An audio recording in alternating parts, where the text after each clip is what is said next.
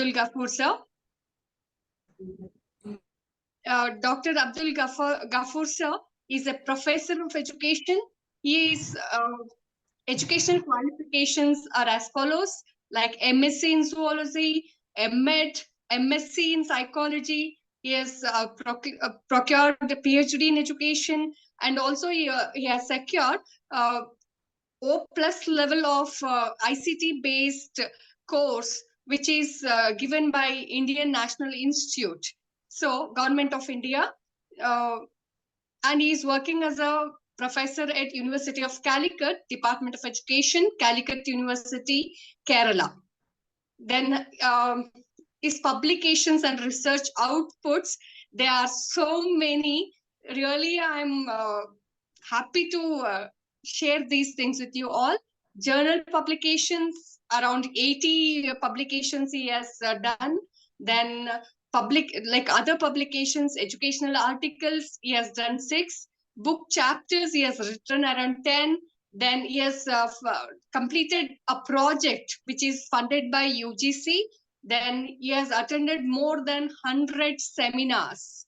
Then he has, under his guidance, 11 PhDs have been awarded, 6 ongoing, then 2 MPhils have been successfully completed, and 80 MEd dissertations have been guided under this supervision.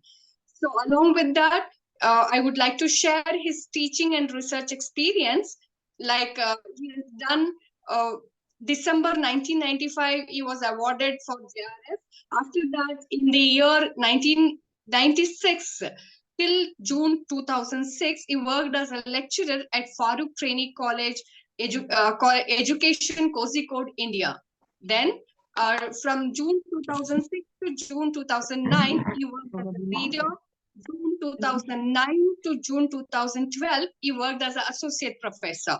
Now, since June 2012, till the current date, that is present, is working as a professor, University of Calicut, Department of Education, Malappuram, India. His areas of specialization and interests are as follows: research, educational technology, techniques of evaluation, and methods of test construction. Teacher education and higher education are areas of specialization, whereas his areas of interest are inclusive education, teaching and learning, curriculum development, instructional design, teacher training, pedagogy and education, teaching, assessment, teaching methodology, pedagogy, learning, educational evaluation, metacognition, concept mapping, citizenship education, teaching methods, education research, higher education, and teacher education. Sir knows around 2 languages, that is English and Malayalam. So all of you should stand by for the for today's session with English, hopefully.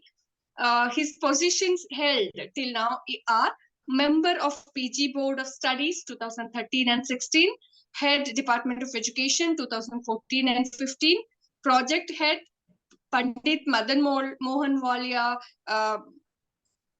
that is Teaching and Learning Center, Department of Education from June 1 to 2020.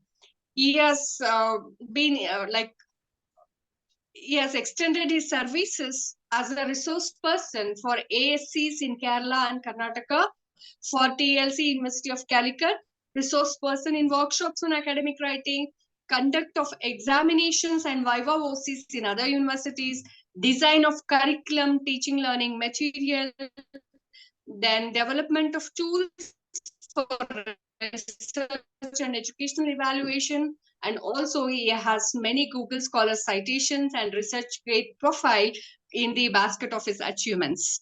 Congratulations from our side, sir.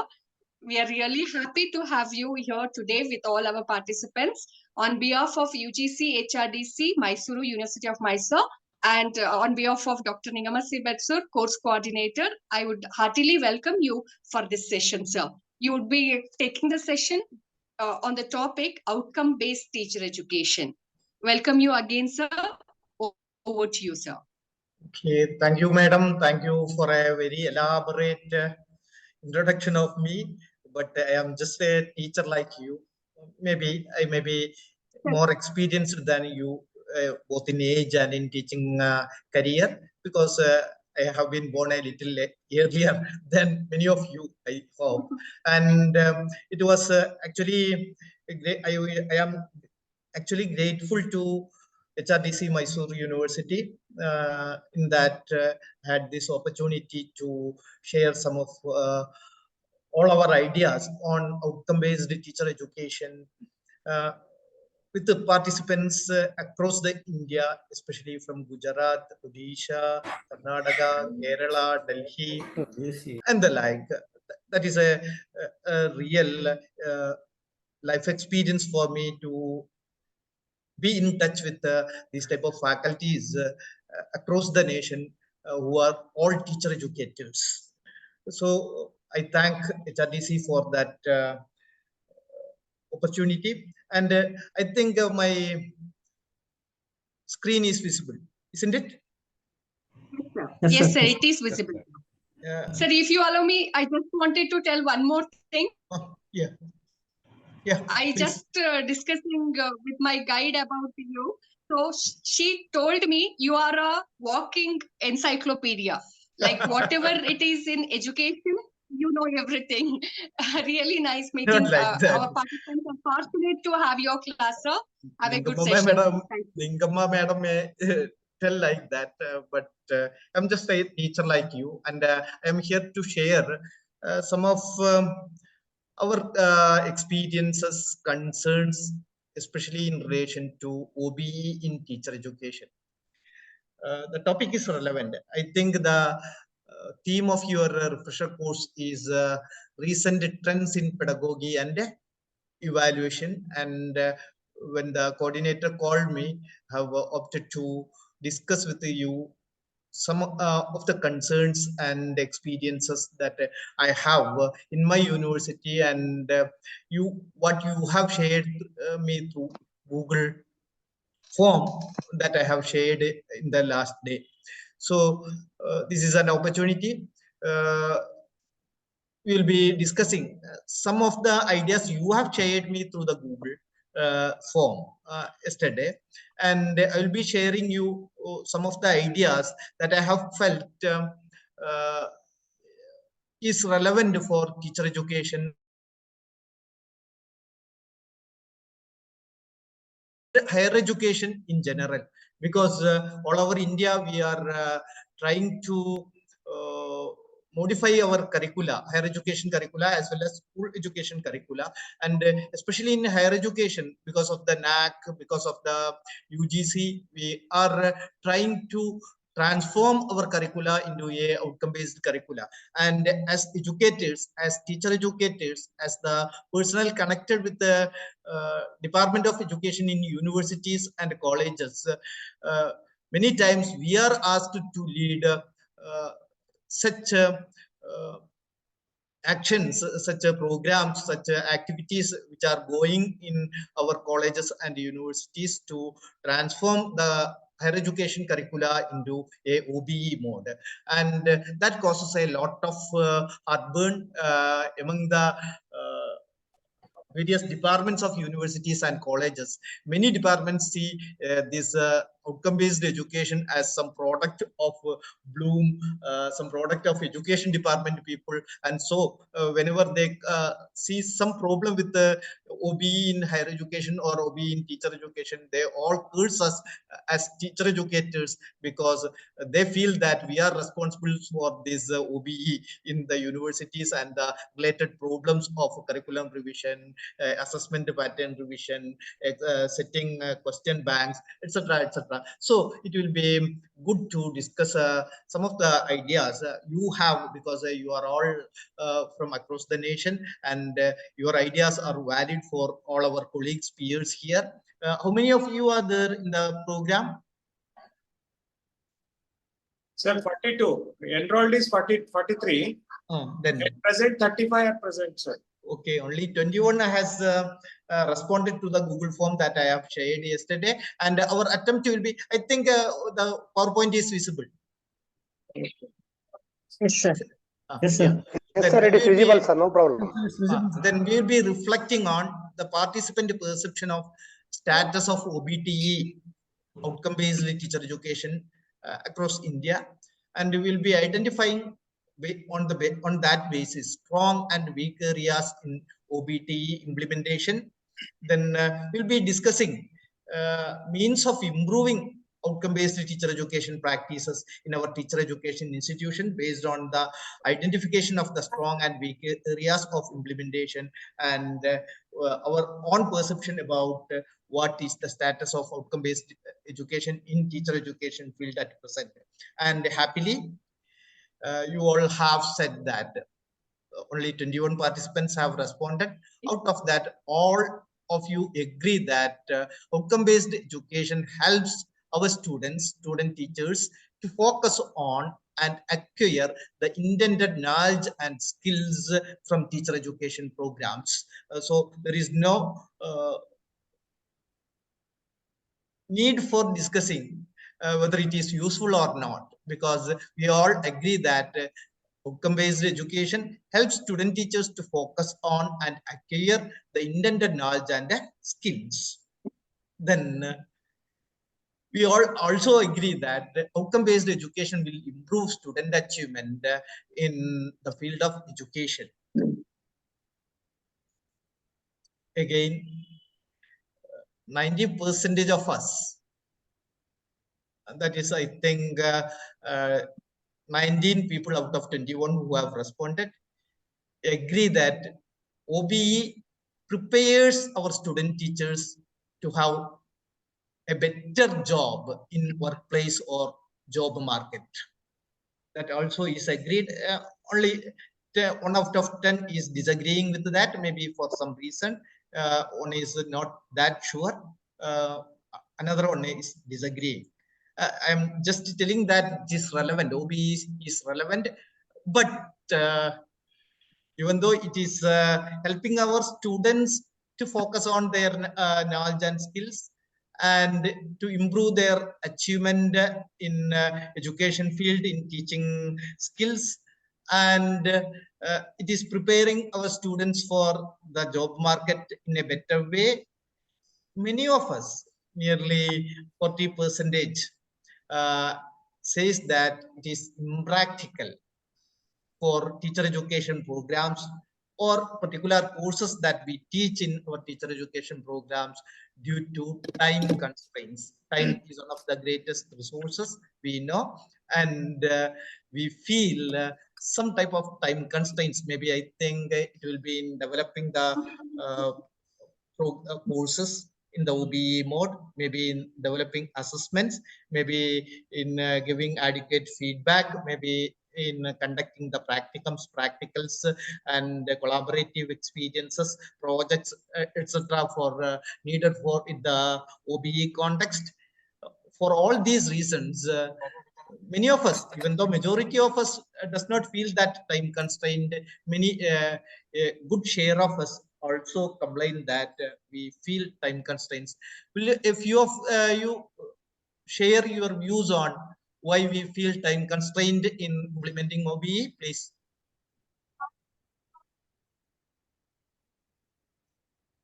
Have you heard me? Was the question clear? Will you please share why are we feeling the time constraints in implementing OBE in our course or teacher education programs?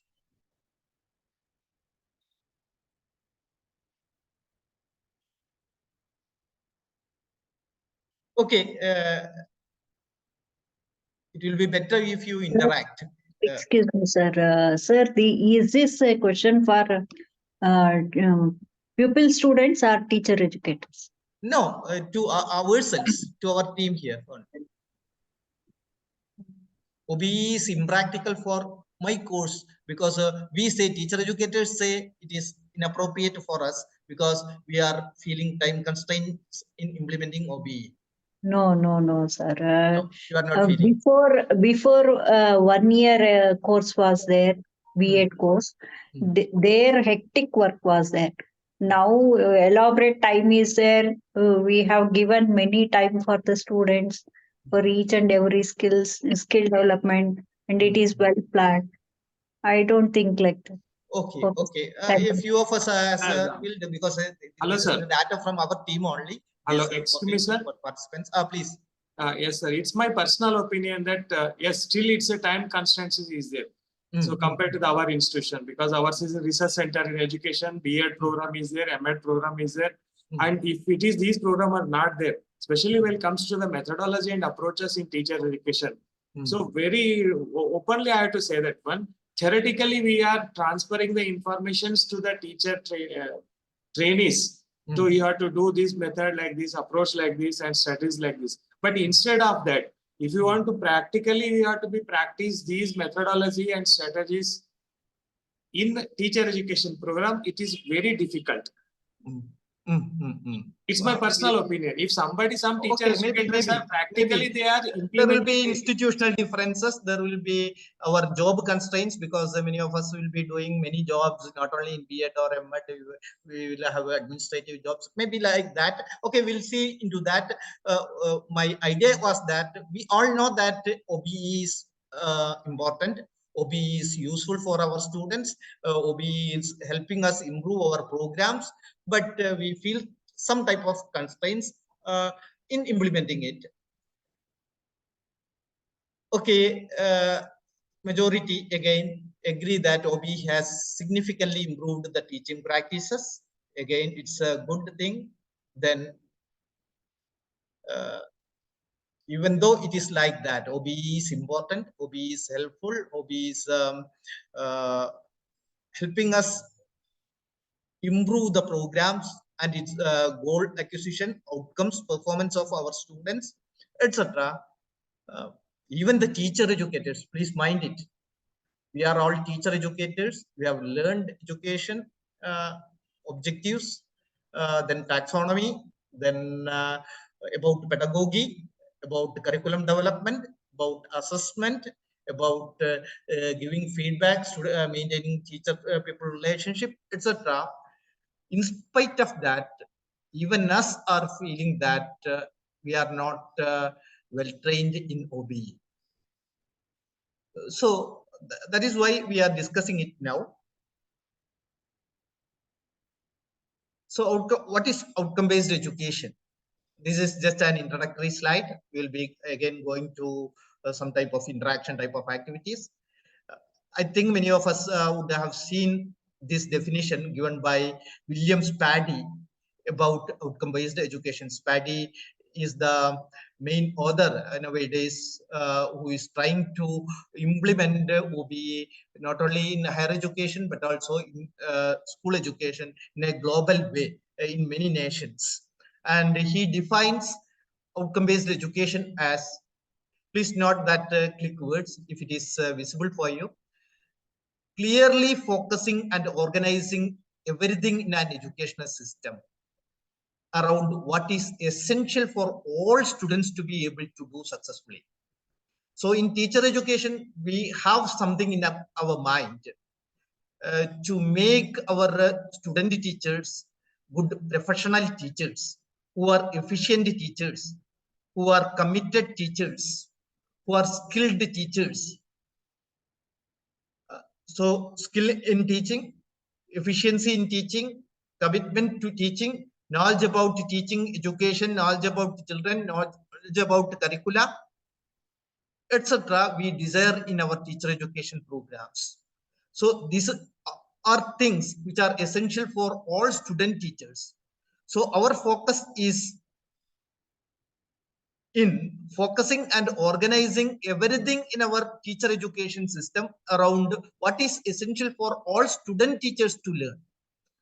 And not only in teacher education being a professional program, we not only want them to know, not only want them to understand, but also to apply and practice what they learn from the classrooms in their classrooms, so that their students benefit. So according to Spaddy, Outcome-based education is clearly focusing and organizing everything in an educational system around what is essential for all students. Please note it. It is for all students, not a few students, not students who pass with first class or distinction, but all students of a program to be able to do successfully, not just getting acquainted, getting at a level of awareness only, or remembering only, or not just in a way of understanding or translating it, but at the level of doing it when they leave the program, when they leave the course, or when they end the learning experiences in a unit or module. This means that education, outcome-based education, is starting with a clear picture of what is important for all students. Please note it. When we are developing a outcome-based teacher education curricula, what we have to first decide is having a clear picture of what is important for all our student teachers to do. This not things which are peripheral to education that we have to focus on, but which is central to education, which is central to teaching, teaching practice as a profession. And we have to begin curriculum planning with that, what is important for all student teachers to do and to be able to do, then organizing curriculum of teacher education, instruction in our colleges or classrooms, or even in the practice teaching schools, and assessment of our student teachers to make sure that this learning ultimately happens to all our 100% of our student teachers. So outcome-based education is beginning with a focus on or understanding of or consensus of what is important for all students or learners to achieve in a successful way.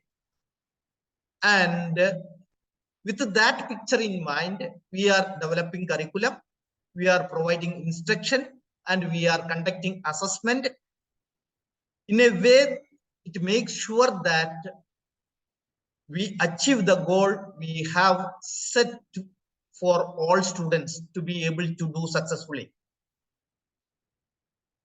Then this philosophy of outcome-based education can be summarized in this one slide.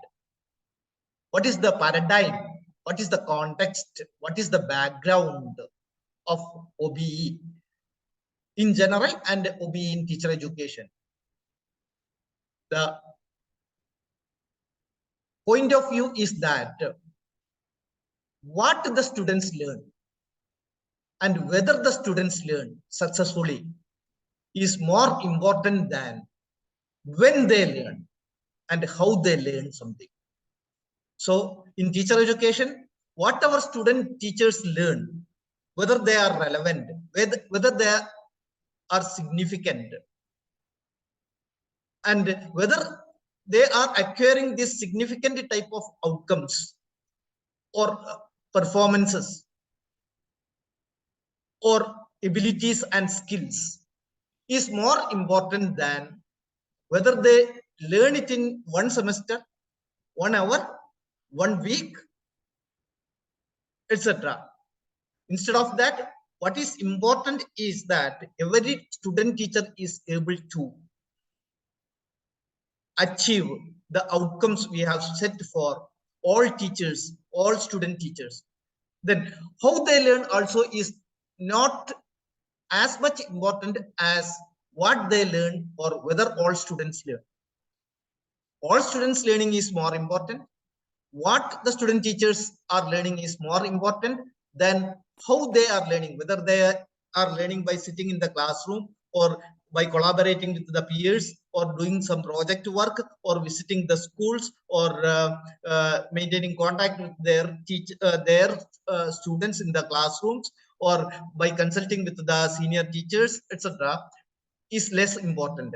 But what matters is that after all, by the end of the program, everybody is achieving what was intended as important. Then the purpose of OBE is that it equips students with knowledge that we have already know, knowledge, competence, and qualities to be successful after they exit the education system. So with respect to teacher education, what is important that after 2 years of B.Ed or after 2 years of DLED or 4 years of integrated teacher education program or 2 years of MED program, they have to acquire, they have to possess, they have to be able to do and perform the knowledge, competence, qualities, etc. that we intended for them by undergoing the program of B.Ed, DLED or MED, etc. Then the structure and operation of our institutions should be in such a way that the desired outcomes are achieved or maximized for all students. This is where the problem arises. Many of us complain that we have no ample time to translate the outcomes into performances. So the problem is that our conditions of our institutions or arrangement of our curricula or organization of our timetable, etc. is not in an optimum way to maximize the achievement of the relevant, important outcomes for all our student teachers. Then we recommend OBE because outcome-based education in teacher education, also because OBE premises that all students can learn, but not in the same way or same time. All our student teachers are able to acquire what we expect from out of them. But some people may take some more little time. As we know, as teacher educators, we are all know what mastery learning is, what the approach of mastery learning to acquisition of the set outcome is. So in that way, even though time may vary for different students and student teachers, we have to ensure that every student learn, every student teacher learn what is important for every student teacher. Maybe they may be taking different routes for learning. Then one of the good principles of OBE is that successful learning breeds more successful learning. If we acquire the basics of education, basic principles of education, the core papers of teacher education programs, for example, in the first semester, it will make easy for our student teachers to acquire more advanced concepts and abilities and skills and competencies they have to acquire in the subsequent semesters. This is true for student teachers as well as for other educational levels, for example, our school students as well. Successful learning breeds more successful learning. And the third good premise of OBE is that educational institutions can control the conditions that direct learning. We have to change our conditions, contexts, arrangements, organizations, curricula, assessment patterns, collaboration patterns, discussions, give and takes, etc. in our educational institutions, so that ultimately what we intend from out of every student teacher is achieved. So it is in our control that how we arrange the curricula, how we arrange the timetable, how we arrange the semesters, how we arrange the courses within the semesters, how we conduct the assessments, etc. But all these should be directed towards achievement of the set goals of outcomes of the program. Then there are 4 basic principles of OBE proposed by Spady that we have seen in the last slide of definition of outcome-based education. Please note that one of the basic principles of OBE is that clarity of focus on exiting outcomes of significance. Spady, in his book on transformative education, transformative outcome-based education, has said that an outcome is the culminating performance at the end of a learning task. When we end a learning task, there should be a significant culminating performance from the part of the learner. And that performance, that outcome, that culminating task have to be set at the very planning stage of the syllabi or curricula or the course, etc.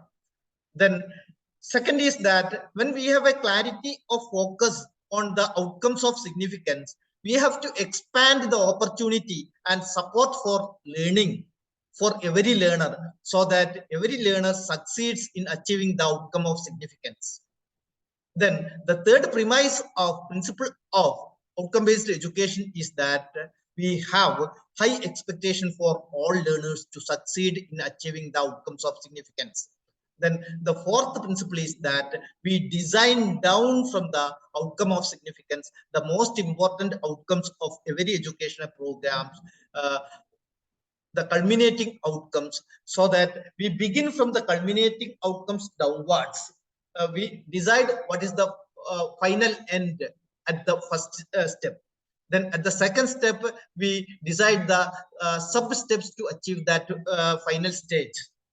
In that way, we are coming down, designing down from the most important objective to the least smallest possible objective, that outcome we can set in a classroom for a task, for a lesson, for a week, etc. Then what we have to do for this is define outcomes first, then design the curriculum accordingly, then implement that curriculum through instruction, then document the results and determine the advancement of the learners towards the set outcomes. For this, our UGC has proposed learning outcome-based curriculum framework for different subjects, including for education. And accordingly, the outcome-based curriculum framework or outcome-based education begins with a vision, mission of the institution or the department or the program. For example, outcomes begin with the broadest vision about a program. For example, teacher education program, B.Ed program, etc. What is the mission of our B.Ed program, or maybe the vision of our institution? We begin with that. Then we break down that very broad vision into smaller missions.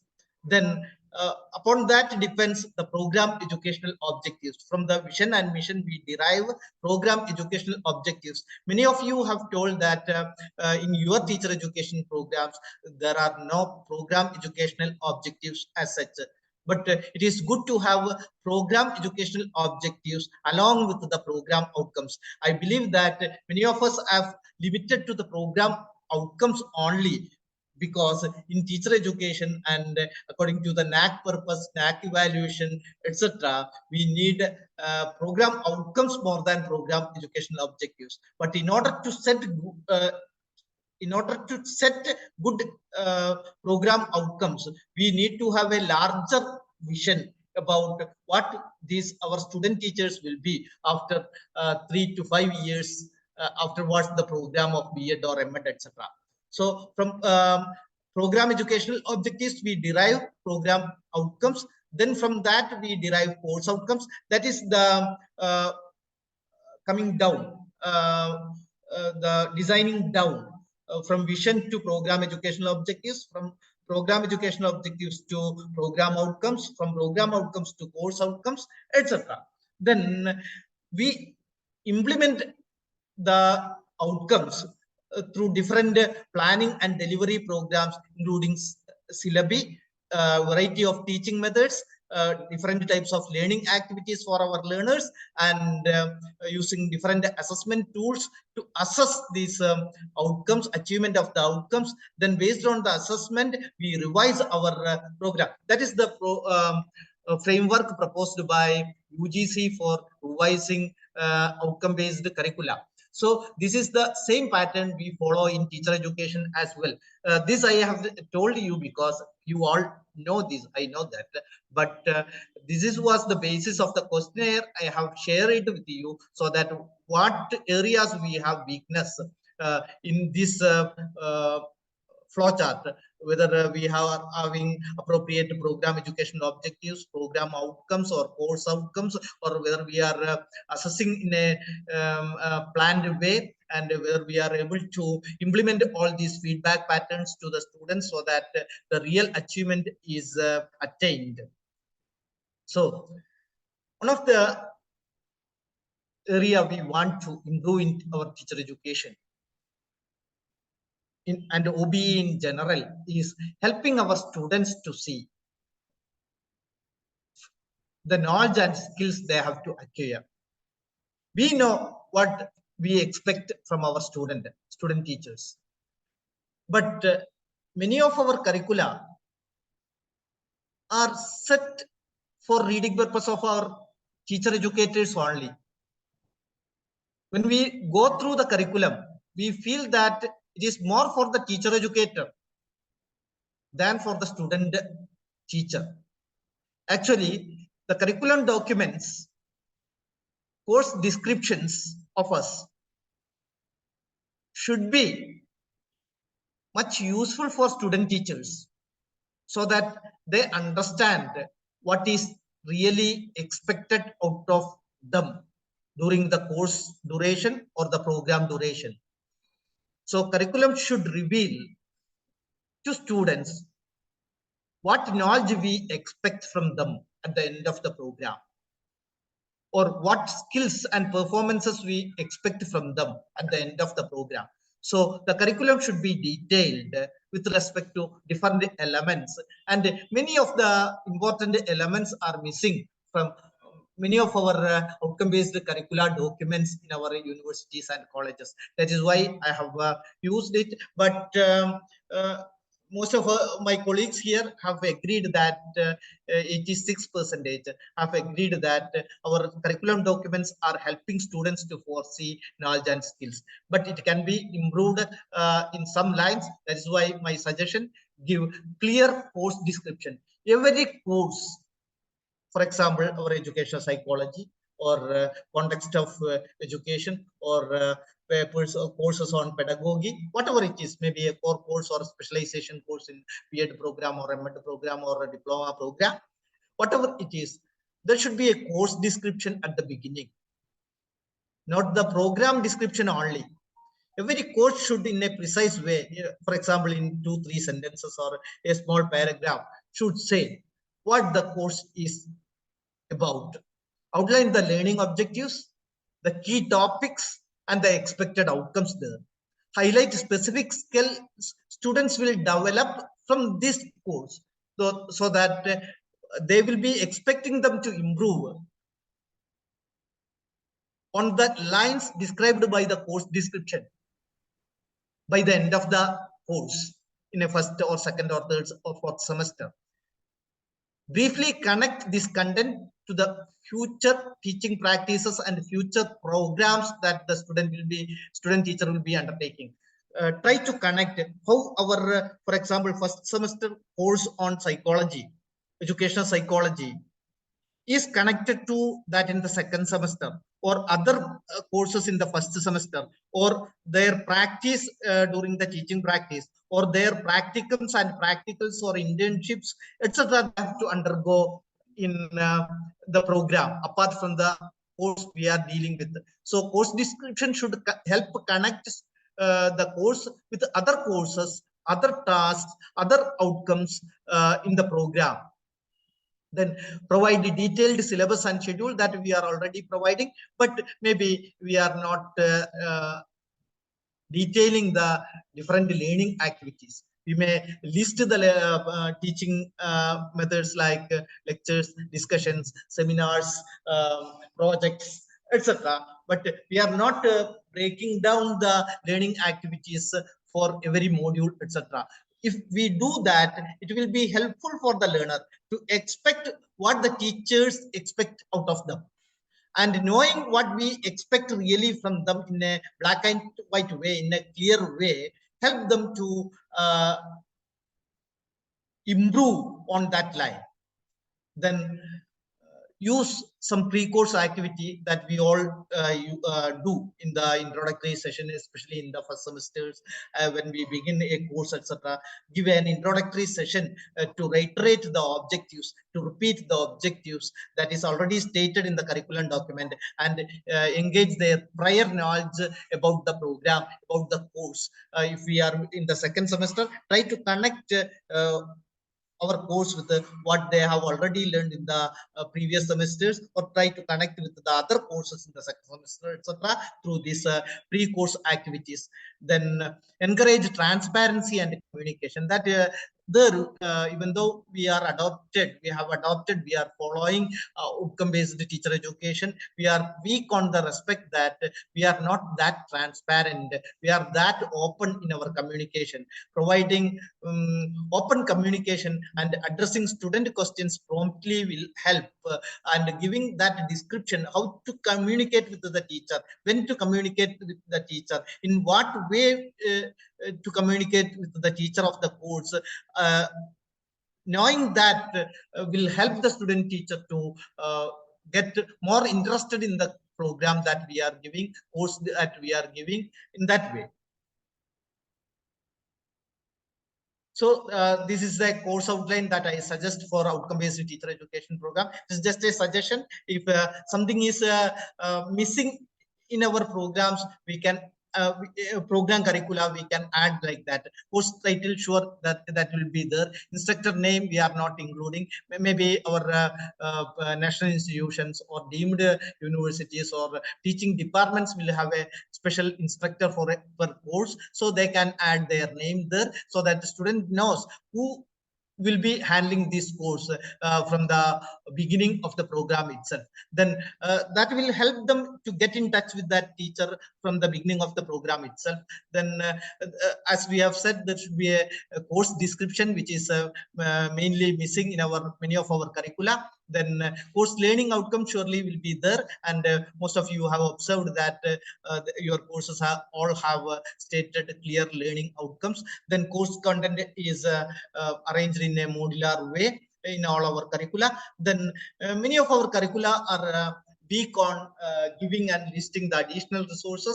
Then especially in course schedule, how many weeks will be used, then what will be the activities on a weekly schedule if to complete the course in a systematic way. Then what will be the exact grading policy, what we have to do, what the student teacher have to do in order to get a particular grade, particular score on different tasks, etc. Then how we will, especially in this era of artificial intelligence, chat GPT, etc. We need to have a statement on academic integrity in every course curricula. What we will deal as academic integrity, and what we will deal as plagiarism, what we will deal as inappropriate behavior in completing the course tasks, etc. should be stated in the course curricula itself.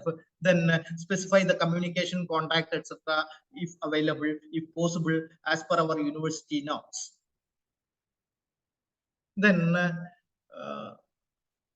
only 10% of us was observed that we are not doing annual reviewing and improving of our teaching plans of our courses. In courses we teach, we argue that, we state that 90% of us are improving our courses every year by identifying specific areas for improvement in the teaching plan, by revising or refining course learning outcomes, then modifying teaching methods or activities according to the student needs or demands of the time, or according to the feedback that we have received from the previous batches or result of the previous batch of students, etc. Then updating our assessments or creating new ones in an annual way, then enhancing course materials or resources. If we go like this every year revising some of the CLOs, maybe for 20% of the CLOs, every year adding some new teaching methods which are more suitable for us in transacting particular course activities and achieving special key outcomes of the course. Then updating the assessment according to the changes that we have made in CLOs and teaching methods, and enhancing course materials and resources by updating them, by updating not only in technology but also in updating according to the new theories and the new requirements from our schools, etc. If we do that, our course teacher education programs will be improving in a better way. Then one of the area, nearly 24% of us has told that we lack program educational objectives. But it will be helpful to have program educational objectives, which are broad statements that describe the achievements expected out of every graduate of our program within a few years after completing the program. The difference between program educational objectives and program outcome is that program educational objectives are achieved or expected out of the graduates after a few years of completing the program.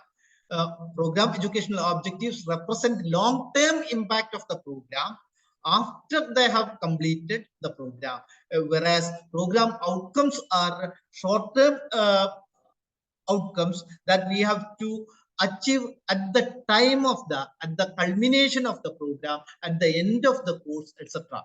So we can have I have given some samples of the program educational objectives we can set. For example, after a few years of completing B.Ed program or M.Ed program, we have to demonstrate expertise in secondary school subject, for example, mathematics, content, and effectively apply pedagogical knowledge in mathematics to design and implement engaging and effective mathematics lessons for a high school class. So this is a program educational objective that we expect from a B.Ed student. For example, B.Ed students should be able to utilize diverse instructional strategies in a connection with the subject. For example, whatever subject, for example, a language or social studies or science subjects, to cater to the individual needs and learning styles of all students and promote a positive and inclusive classroom environment. This is a very good program educational objective for a B.Ed program. So like this, we need to have need to identify the most important, the most relevant program educational objectives which we set for the different programs in teacher education. Then from program educational objectives,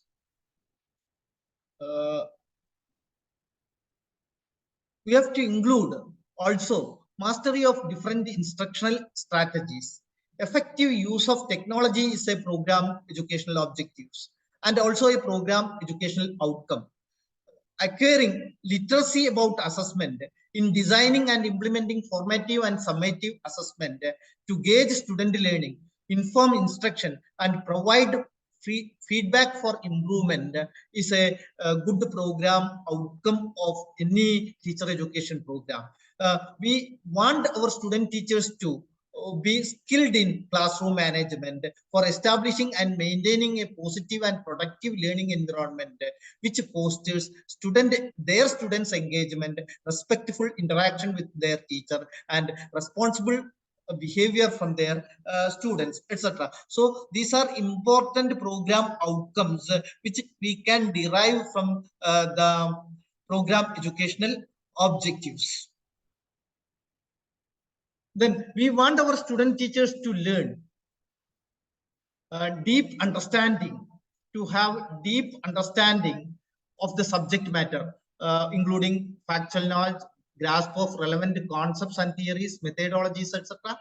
Ability to connect that content they have learned in their subject to students' prior learning and experiences, awareness of curriculum standards and frameworks. That way, many of our universities are lacking in this respect. Even though we are teaching philosophy, psychology, then all these commission reports, etc., the most recent curriculum standards and curriculum frameworks are not discussed. They are introduced. They have an awareness, but they are not studied in deep, so that how to transact that curriculum in their classroom is not acquired by our student teachers. Then many of our programs, most of our programs help our student teachers understand child development and learning theories, and they have an ability to identify and address diverse learning needs. Again, that ability is there to identify, but many of our student teachers are lacking in or not able to address the diverse learning needs of their students. Then also, even though we are including this understanding of social and emotional learning in our curricula, that is not to the expected level, so that they can transact those principles into their classrooms. Then these are some of the important performance expectations that we have to include in our program outcomes in OBTE. For example, content knowledge, we have already said we need deep understanding of the subject matter. Then every student teacher have to acquire pedagogic skills to utilize a variety of effective teaching strategies. Then every student teacher have to successfully achieve assessment practices to design and implement both formative and summative assessment.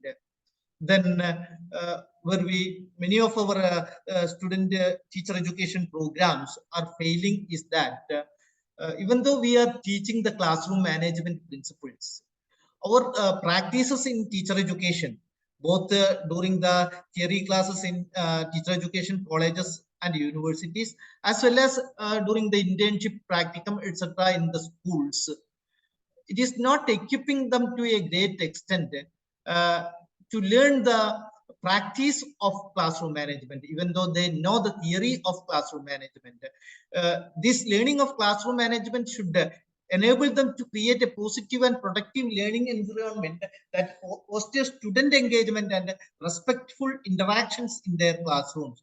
Again, communication skills to communicate effectively with not only students, but with parents, colleagues, and other stakeholders of education is expected out of all student teachers. Then we want our student teachers to develop professionalism. Then what we have discussed is the performance expectations, content knowledge, pedagogical skills, assessment practices, classroom management, communication skills, professionalism, etc. are expectations, performance expectations from every student teacher. And likewise, we have intended practices to be done by every student teacher. For example, every student teacher should focus on their students' learning. They should aim to facilitate student learning and development in their classrooms. Then they should be able to do decision making by using data sources from the assessments, observations, student works, etc. That practice is not that strengthened through our teacher education programs. Through OBTE, we have to inculcate this practice of data-driven decision-making in our student teachers. Then again, as I have told you earlier, differentiated instruction, though in principle it is taught in our teacher education programs, our teachers have yet to practice the catering to the individual needs and learning styles of all their students. Even though in theory it is possible, many of us fail in that in our classroom, because our classrooms are large masses and we have to employ newer technologies, use of technology, as we have seen in this last end of this slide. Then also we have to use collaboration and professional learning among colleagues, mentors, etc. in all our student teachers. Then along with the practices, skills, and performances and knowledge and understanding, our student teachers needs particular disciplines or professional characteristics. For example, commitment to students' success, their student success. Every student teacher have to demonstrate a genuine care for students' well-being and a dedication for their academic and personal growth. This should be part of the OBE, or important outcomes we set for our teacher education curriculum. Then reflective practice should be strengthened through teacher education curricula, which follows outcome-based education. Collaboration and communication skills of our student teachers have to be strengthened. Then professional ethics and values should be strengthened. These are all should be the program outcomes for our teacher education programs. Then our teacher education programs should expect to develop passion for teaching and learning in our student teachers, empathy and care for their students, commitment and equity and social justice, etc. One area where we fail in many of our higher education curriculum setting, for example, we give importance to cognitive domain, we give importance to knowledge and understanding, even its application, maybe acquisition of many teaching skills, classroom and outside classroom skills. But even in teacher education programs, we are lacking the emphasis on the development of feelings, values, attitudes, etc. of our student teachers. So we have to focus on them. So some of the important feelings, values are connected with professionalism, ethical conduct. Then growth mindset is one important element that we have to inculcate in our program outcomes. Then developing self-awareness of our student teachers is important in a way that because we have to make our student teachers lifelong learners, and developing the practice of self-reflection, understanding the limitations of our thinking, and striving to personal growth and professional development should be part of the teacher education programs. Then one of the area in teacher education also where we fail is that even though we are speaking about outcome-based education, actually what we, including us education people, set is curriculum first, subject matter first, content first, then select the important outcomes which can be connected with the already existing curriculum content or course content or subject matter that we know. Instead of deciding first what the program outcomes are, program educational objectives are, what we do actually in practice is we have a subject matter, we have a content, we have a textbook. In order to transact that textbook, in order to transact that content, in order to transact the content matter or subject matter in which we have a mastery, we choose some of the possible program outcomes instead of what actually is needed for every student teacher to know, to be able to do, or to be able to practice. So again, even though we are speaking about designing down, actually we are beginning from the middle. We select the content, we select the curriculum, we select the textbook, we select the subject matter, and then choose appropriate course outcomes instead of beginning with the most important program outcomes, then breaking them down into appropriate course outcomes, then breaking down the course outcomes to module outcomes or weekly outcomes, etc.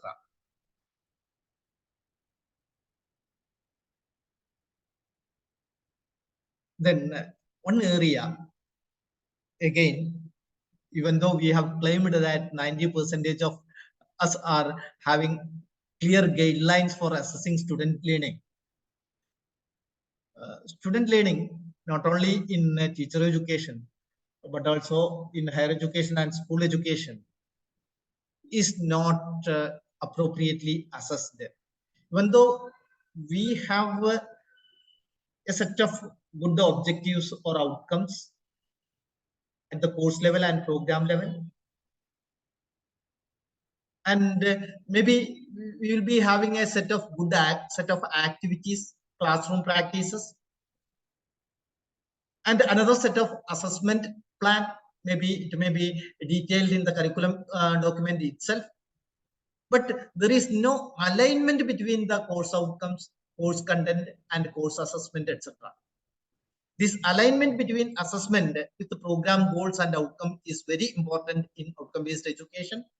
For that alignment to be possible, we have to utilize diverse assessment methods, mostly even in teacher education. What we do is we have a weightage of 50 or 60% for the term end or semester end examinations, public examinations, maybe 40% or 30% weightage for internal assessment. And out of that, we give, even from the internal assessment, we conduct some tests, again, unit and tests or like that. Then we will have some seminar or assignment for 10% or like total score of a course or program. So actually what we have is only seminar, maybe one assignment, then class tests, including quizzes, maybe at the unit end or end semester. We are not utilizing different types of evidences to verify the acquisition of the program outcomes. By, for example, important program outcomes or outcomes of learning at any education level, like critical thinking, problem solving, ability to adapt learning, etc., are not given adequate emphasis in assessment. We might have stated it in the outcomes.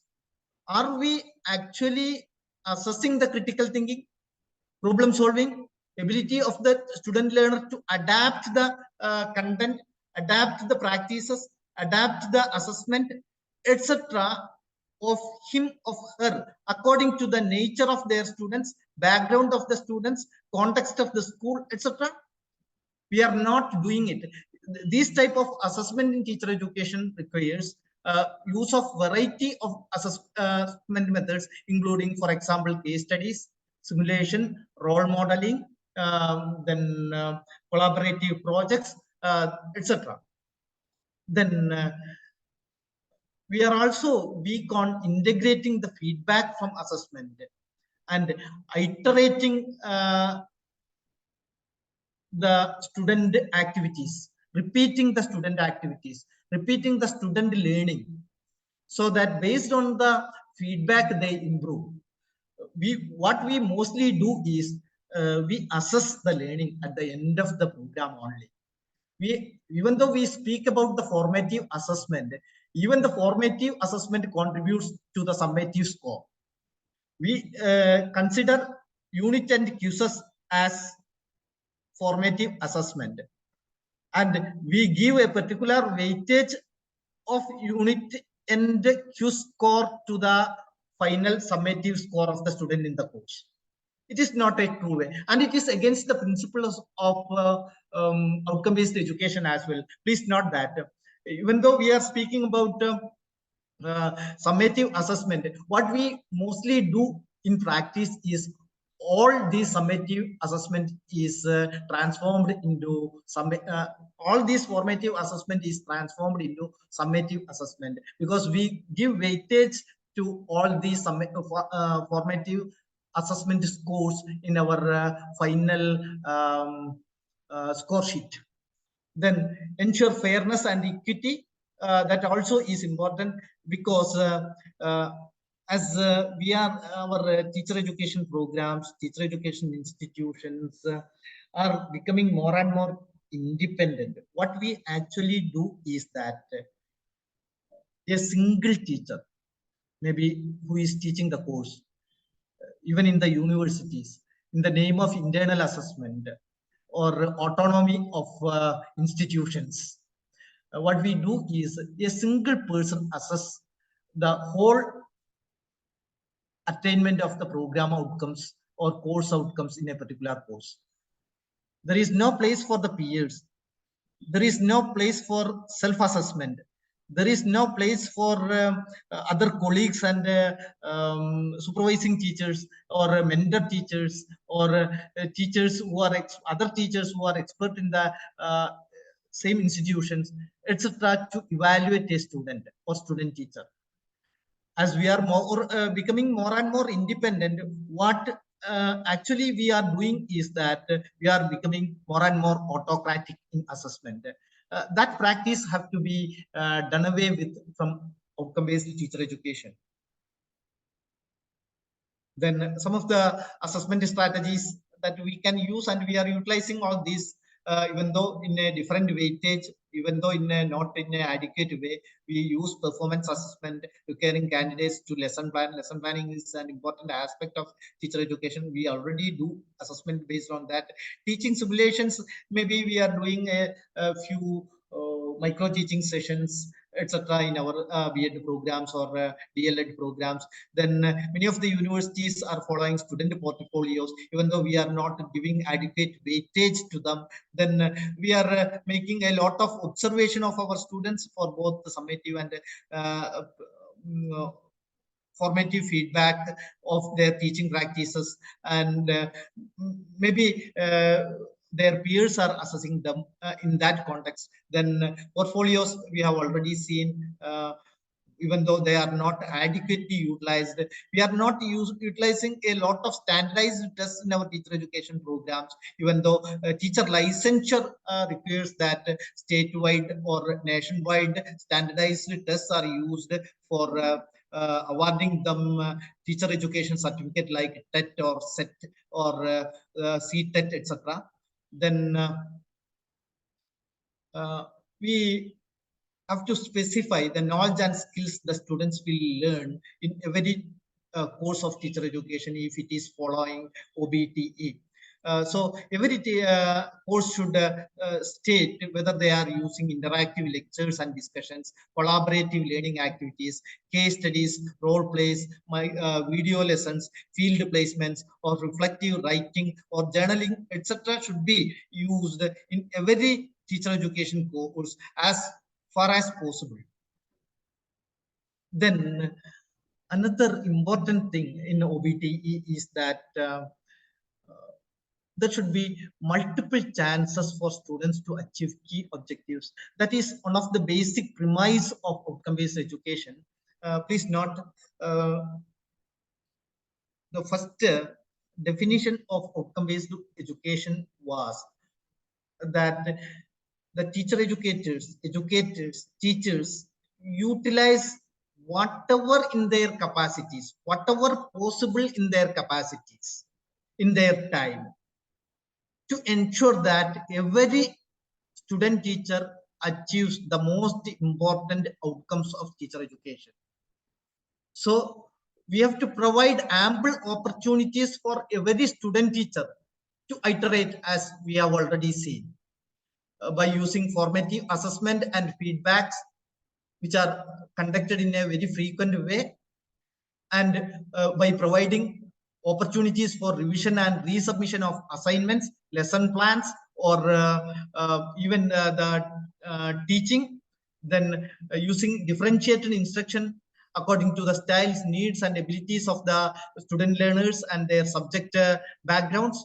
Then offering multiple pathways to demonstrate mastery. For example, communication. Communication maybe in a written way, maybe in a oral way, maybe in a narrative way. In that way, if a student excels in a particular way of communication, that should be given weightage. Every student teacher may not be able to do everything in a masterly way, but teacher education should have something to cater to the students who are having diverse learning styles, diverse learning abilities and needs, and so multiple pathways to demonstrate mastery should be provided. Then utilize performance-based assessment that prepares students to apply their learning. Every learning, every knowledge, every understanding the student teacher has acquired have to be given an opportunity to at the performance level.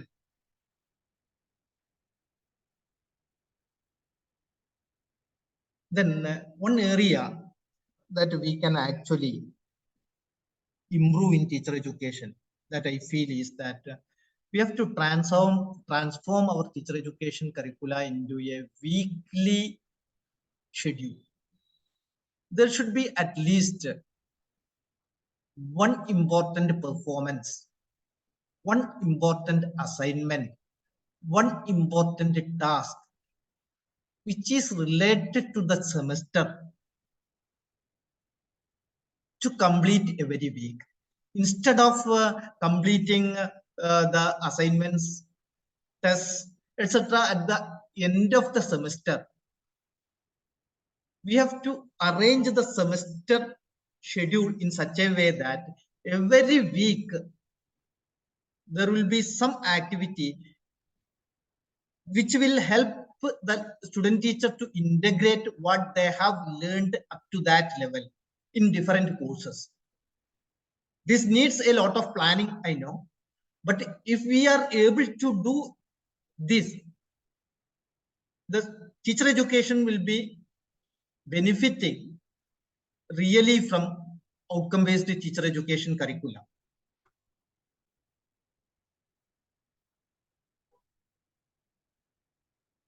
Then we have to ensure that whatever learning outcomes we have set in our curricula have to be reflected in the learning activities and their learning progress. For this, I suggest 3 points. There should be, as I have already said, alignment between assessment and outcomes. This aspect is now weak. Then there should be continuous monitoring and reflection. That continuous monitoring of whether the outcomes are being achieved is not there. We only monitor at the end of the semester. And we are not, even though we are speaking about reflective teaching, reflective learning, etc., it is not actually practiced in teacher education programs. Then student involvement and feedback should be there in deciding the learning outcomes. I think we are approaching the end of the session. We are nearly 5 o'clock. So I shall sum up with these points. What I was trying to communicate through the last 1 hour was that in order to improve the outcome-based teacher education programs needs to be more clear about the PEOs, program educational objectives, where we are lacking it. Then we have to clearly specify the knowledge and skills students will gain through the clear description of the program and the course outcomes in a very detailed way. Then we have to make clear the performance expectations and intended practices through the curriculum document, so that every student teacher knows what performance level is expected and what type of practices is expected from them as a teacher in their school. Then we have to state the learning outcomes as culminating demonstrations of significant learning in a context. That is important. Many of our teacher education curricula, even though claims to be outcome based, they are not about the significant learning in school context, but we are stating these program outcomes, teacher education program outcomes, as content outcomes or curriculum outcomes instead of important teacher qualities that have to be acquired by every teacher in our classrooms. Then we have to improve on the count that multiple chances for student teachers is to be given to achieve key objectives. Even though a student is not able to lesson plan, for example, we have to give them multiple practice. Even though a student teacher is not able to set a good assessment paper or good question paper or set a good multiple choice item, we have to give them multiple opportunities so that they at the end they master that task, master that outcome. Then we have to attempt to outline weekly topics and assessment in our OBTE curricula. Then we have to ensure learning outcomes reflect student learning and progress instead of merely being learning outcome statement in our curricula.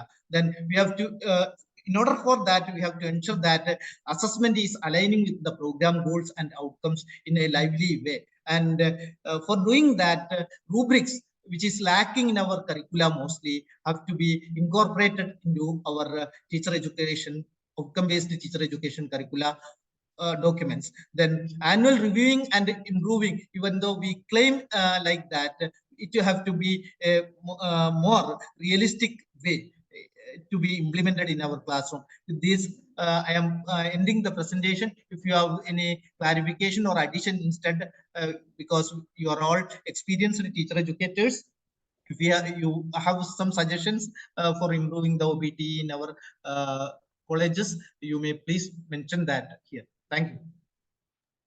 Thank you for your patient listening. Thank you, sir. Thank you, sir. Thank you, sir. Thank you, sir. Thank you, sir. Thank you, sir. Thank you, sir. Sir, thank you, sir. Thank you, sir. Thank you all. If you have Thank some you, sir. suggestions, please make it so that it will be more. Thank you, sir. Thank you, sir. Thank you, sir. Thank you, sir, for adding the loopholes that are in our curriculum, which we have to update in our curriculum so that we can bring the changes among the students. Thank you for that. Okay, thank you.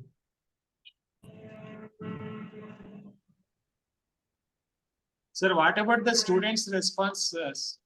Because The students' response was intended for tomorrow because it is Tomorrow session. mentoring.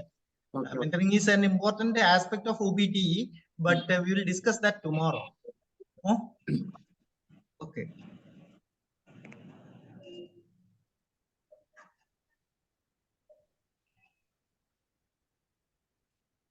If there is no further discussion, shall we leave now, or is there any other formality?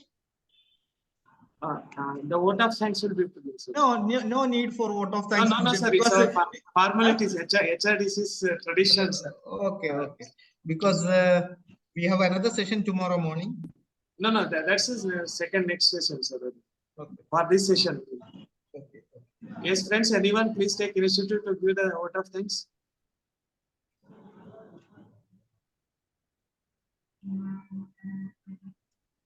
Devaraj sir? ಇಲ್ಲಿವರೆಗೂ ಯಾರು ಮಾಡಿಲ್ಲ ಅವ್ರು ಮಾಡಿ, ಬೇರೆಯವ್ರಿಗೂ chance ಇರ್ಲಿ.